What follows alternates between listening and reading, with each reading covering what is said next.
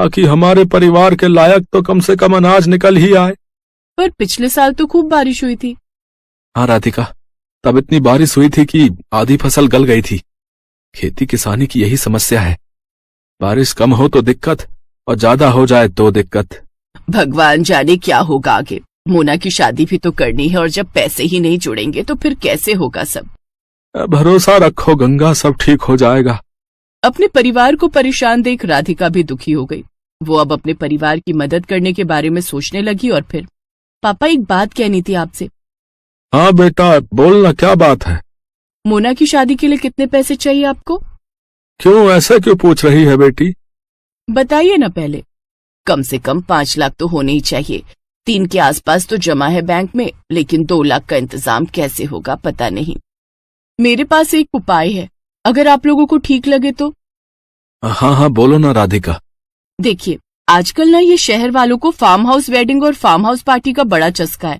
हमारा खेत हाईवे से लगा हुआ है, दिल्ली भी दूर नहीं है, तो बस हमें हाईवे से खेत तक का रास्ता ठीक करना है, लकड़ी से खेत की बाउंड्री करनी है और कुछ चारपाइयां और सजावट का काम करना है और एक अच्छा सा नाम सोचकर एक बोर्ड लगाना है।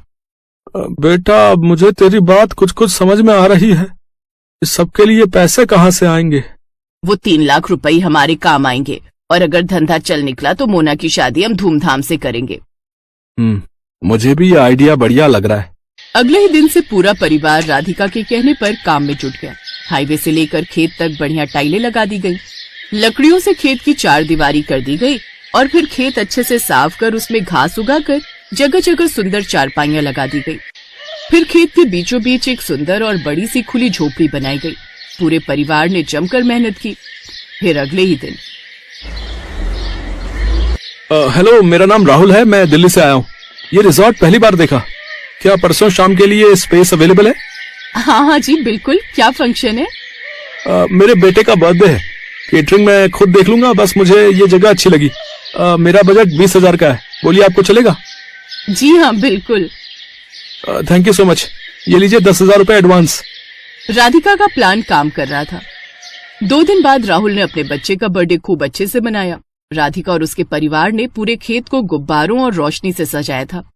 ऐसे ही धीरे धीरे लोगों को गंगा के रिजॉर्ट के बारे में पता चलता गया और लोग आते गए। अब तो राधिका और उसके परिवार को काम से फुर्सत नहीं थी। फिर ठीक 2 साल बाद, भैया खाना जल्दी लगाओ, बारात आने वाली है। जी मैडम, अभी लगाता हूँ। ओहो, मोना तैयार हुई कि नहीं? मोना मोना आ जाओ भाई। देख रही है राधिका अपनी ननद को? हाँ माँ, परी से कम नहीं लग रही है। सब आपकी वजह से है भाभी, मेरी नहीं हमारी वजह से। और सुनो, अपने पहले बच्चे के पहले बर्थडे के लिए अभी से बुकिंग कर लो इस रिजॉर्ट की, क्या पता तब ये स्पेस खाली हो या ना हो।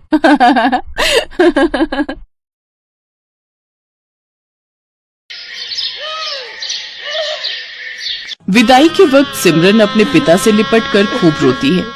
बाबा बाबा, मुझे आपकी बहुत याद आएगी, अब मैं कैसे रहूंगी आपके बिना।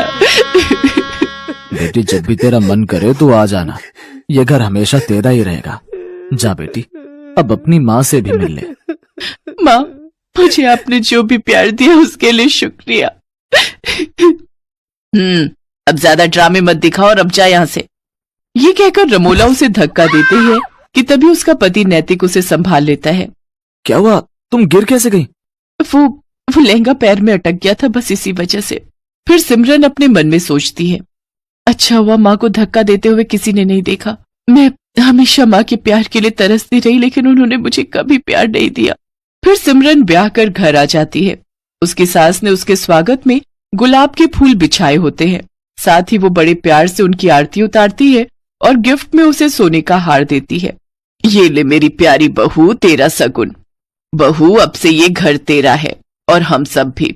तुझे कुछ भी चाहिए होगा या किसी काम में मदद चाहिए हो तो हमें कहना। अच्छा, अब तुम दोनों थक गए होंगे, थोड़ी देर आराम कर लो, बाकी की रस्में फिर करेंगे। शुक्रिया माँ जी।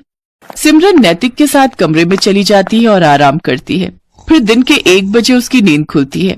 ओह गॉड, कितनी देर हो गई, मेरी पहली रसोई की रस्म भी अभी बाकी थी। माँ जी तो बहुत गुस्सा करेंगी। सिमरन जल्दी से बाथरूम की तरफ जाती है, लेकिन बाथरूम से नहाकर निकल रहा नैतिक सिमरन से टकरा जाता है और सिमरन फिर गिरने वाली थी कि तभी वो उसे संभाल लेता है।